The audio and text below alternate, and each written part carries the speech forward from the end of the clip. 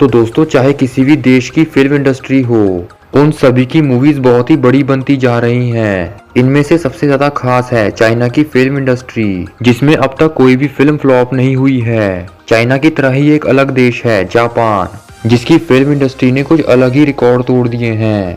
इसी वजह से आज हम रैंकिंग करेंगे चाइनीज और जापानीज की फिल्म इंडस्ट्रीज के बारे में, और एंड में बताएंगे कि इन दोनों में से कौन सी फिल्म इंडस्ट्री बेस्ट है। तो अब बिना किसी देरी के शुरू करते हैं।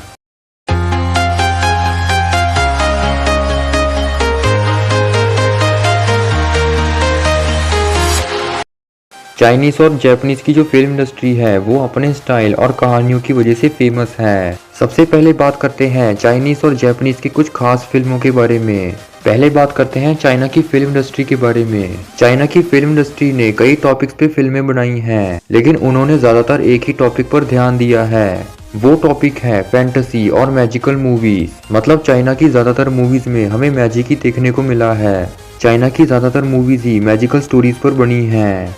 लेकिन उन्होंने कुछ ऐसी फिल्में भी बनाई हैं जिसमें मैजिक तो है नहीं, लेकिन फिर भी वो बढ़िया हैं। लेकिन चाइना की जो इंडस्ट्री है वो ज्यादातर ऐतिहासिक फिल्मों पर ही काम करती है। मतलब उन्हें हिस्टोरिकल मूवीज बनाने में इंटरेस्ट है। इसके अलावा चाइना की फिल्म इंडस्ट्री संस्कृत विषयों पर भी काम करती है। अब बात करते हैं जापानीज की फिल्म इंडस्ट्री के बारे में। फिल्म के बारे में जापान की फिल्म इंडस्ट्री भी कुछ कम नहीं है। इस इंडस्ट्री में भी कई सारी फिल्में शामिल हैं, लेकिन इस इंडस्ट्री में फैंटेसी मूवीज थोड़ी कम है, क्योंकि जापान की फिल्म इंडस्ट्री ने साइंस फिक्शन और एक्शन मूवीज पर ही काम किया है। इसके अलावा जापान की फिल्म इंडस्ट्री ने ज्यादातर एनिमेशन मूवीज पर ही काम किया है। जापान की ज्यादातर मूवीज एनिमेशन पर ही बनती हैं, और वो विज्ञान कथा पर भी ध्यान देते हैं।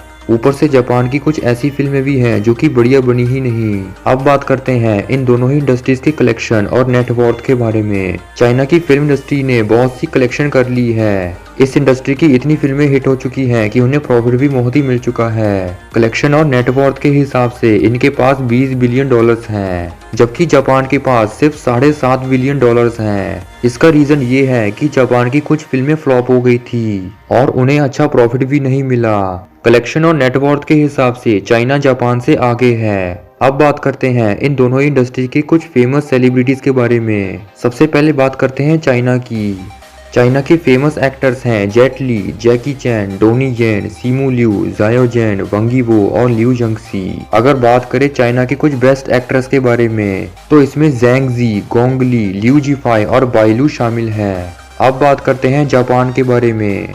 जापान में भी कुछ फेमस एक्टर्स और एक्ट्रेसेस शामिल हैं, जिसमें टोशिरो मिफुने, हिरोयुगी सनाडा, केन वाटानाबे और टाकेशी किटानो ये सभी शामिल हैं। अगर बात करें जापान की कुछ एक्ट्रेसेस के बारे में, तो इसमें आयुमी हामासाकी, यूई अरागाकी, हारुका आयेसे और टाकाको मात्सु शामिल हैं। लेकिन फिर भी चाइना के बहुत से एक्टर्स और एक्ट्रेसेस फेमस हैं। अब बात करते हैं कि इन दोनों में से कौन सी इंडस्ट्री बेस्ट है। वैसे तो इस सवाल का जवाब आसान नहीं है, क्योंकि ये व्यक्तिगत पसंद पर ही निर्भर करता है कि इन दोनों में से कौन सी इंडस्ट्री बेस्ट होगी।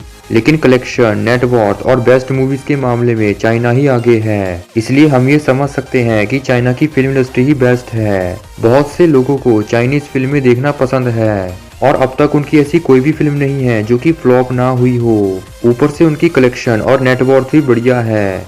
उधर जापान की कुछ फिल्में फ्लॉप भी हो चुकी हैं, और ज्यादातर इंसान उन्हें देखना पसंद नहीं करते।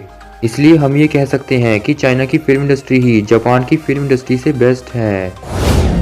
तो ये थी चाइनीज और जापानीज फिल्म इंडस्ट्री की कंपैरिजन वीडियो। अगर पसंद आई हो तो इसे लाइक, शेयर और कमेंट जरूर कीजिए, और चैनल को सब्सक्राइब करके बेल आइकन भी प्रेस करें, ताकि हमारी लेटेस्ट वीडियोस का नोटिफिकेशन आप तक पहले पहुंच सकें।